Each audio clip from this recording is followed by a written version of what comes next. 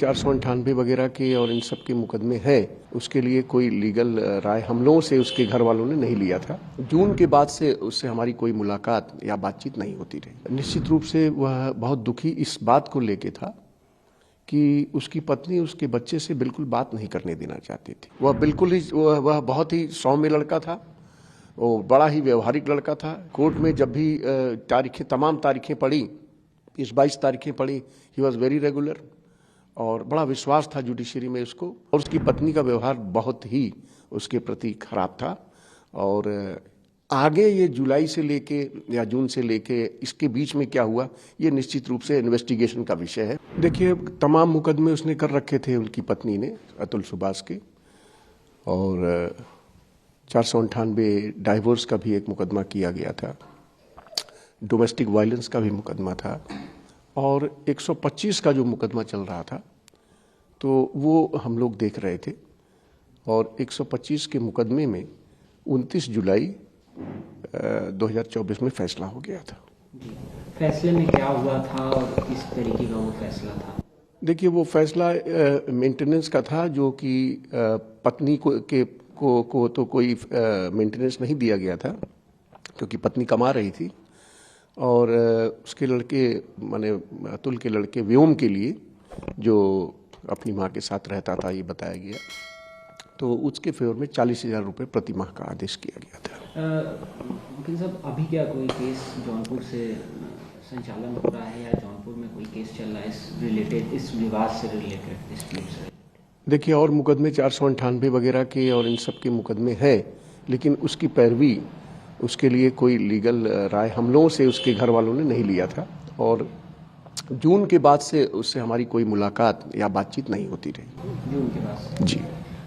बातचीत में आपको लगा कभी ऐसा कि अतुल किस तरीके का मेंटली हैरासमेंट अतुल के साथ हुआ है या कुछ ऐसी चर्चाएं? देखिए, जिस समय ये मुकदमा चल रहा था उस समय और उसके दरमियान में निश्चित रूप से वह बहुत दुखी इस बात को लेके था कि उसकी पत्नी उसके बच्चे से बिल्कुल बात नहीं करने देना चाहती थी। वो बार बार चाहता था कि भाई बच्चे से हम बात करें। उसकी कोशिश यह भी थी कि अगर दूर पे हैं तो वीडियो कॉलिंग के जरिए मैं अपने बच्चे से बात कर सकूं, लेकिन इन सब चीज़ों के लिए जो है उसकी पत्नी जो है बिल्कुल नहीं चाहती थी कि वो बात करे, और इस बात को लेके वो बहुत दुखी था। वकील साहब, बात की जाए अगर जो जिस तरीके का FIR सामने पे लॉज है, चाहे बेंगलुरु में भी लॉज है, उसमें क्या सजा है और किस तरीके की सजा हो सकती है और क्या साबित होना है? देखिए, मेरे पास तो अभी FIR नहीं आया है। मैंने 306 का मुकदमा किया है, that is abetment to suicide. तो निश्चित रूप से अगर उसने लिखा है तो ये विवेचना का विषय है। और ये हम लोगों की जो जानकारी में उस समय था, क्योंकि काफ़ी दिन हो गया, जून से लेके अभी मेरे ख्याल से 3 दिन पहले उसने सुसाइड किया है। इसके बीच में हम लोगों से कोई बातचीत या कोई ऐसा उसके टेलीफोनिक बात नहीं हुई है।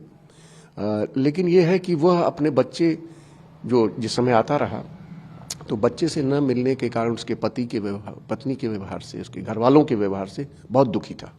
वकील साहब, अब बड़ा सवाल ये है कि जब परिवार जिनके ऊपर मामला FIR लॉज है, उनकी माँ और उनके भाई, मतलब साले उनके अतुल के, और साथ में और भी लोग जो भी फरार है, जी जी, घर पे ताला लटका है, तो अब क्या आप लोगों की तरफ से स्टेप होगा या अब क्या सजा बदलेगा या सजा अब किस तरीके का हो सकता है, अब किस तरीके की धाराएं बढ़ सकती हैं उसमें? देखिए, ये तो सही बात है, ये इन्वेस्टिगेशन का विषय है और इस पे निश्चित रूप से इन्वेस्टिगेट करना चाहिए पुलिस को कि क्या सरकमस्टांस में हुआ। लेकिन वह बच्चे को लेके दुखी था और निश्चित रूप से इसके बीच में जो प्रताड़ना उसको दी गई होगी वह भी निश्चित रूप से इन्वेस्टिगेशन का विषय है। और इस समय प्रीमैच्योर रूप से कोई चीज़ मेरे द्वारा कहना जो है वो बिल्कुल ठीक नहीं है। लेकिन निश्चित रूप से वह दुखी था, अपने बच्चे को न मिलने के नारे बहुत दुखी था। मतलब जैसे अतुल के ऊपर तमाम आरोप उनके ऊपर भी लगाए जा रहे हैं कि अतुल साइको है, तो आप क्या बताना चाहेंगे? नहीं, ये बिल्कुल गलत है।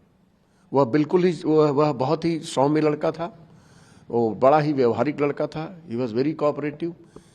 तो कोर्ट में जब भी तमाम तारीखें पड़ी, 22 तारीखें पड़ी, ही वॉज वेरी रेगुलर और बड़ा विश्वास था जुडिशरी में उसको। अब बच्चे को न मिलने देना तो यह निश्चित रूप से हम लोग देखते थे, इस नाते वो बहुत दुखी था और उसकी पत्नी का व्यवहार बहुत ही उसके प्रति खराब था। और आगे ये जुलाई से लेके या जून से लेके इसके बीच में क्या हुआ, ये निश्चित रूप से इन्वेस्टिगेशन का विषय है और ये बिल्कुल इस तह पे जानना चाहिए कि किस ढंग से जो है उसको फिर ब्लैकमेलिंग वगैरह तो नहीं किया गया, ये देखना होगा।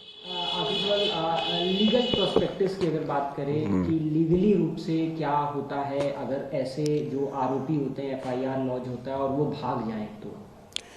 देखिए, ऐसा है कि बीइंग कानून की दृष्टि से अगर आप सवाल पूछते हैं तो कानून की दृष्टि में हर आदमी जिसके ऊपर मुकदमा हो जाता है, चाहे वो गलत हो या सही हो, वो भागने की कोशिश करता है। लेकिन प्रथम दृष्टया निश्चित रूप से इसको लोग कहते हैं कि कहीं न कहीं से गलती उनके द्वारा है।